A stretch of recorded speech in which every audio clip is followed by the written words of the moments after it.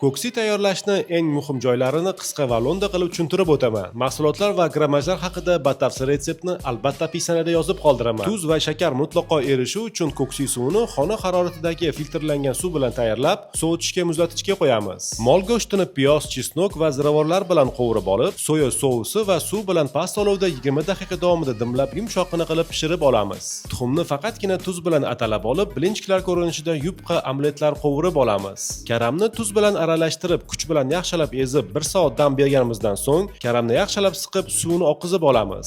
Bodringni ezmasdan shunchaki tuz bilan aralashtirib 1 soat dam berganimizdan so'ng, yengil kuch bilan birozgina suvni siqib olamiz. Bodring va karam uchun piyozni tilla rangda qovurib olib, eng oxirida chesnokni qo'shib bir marta aralashtirib qo'yamiz.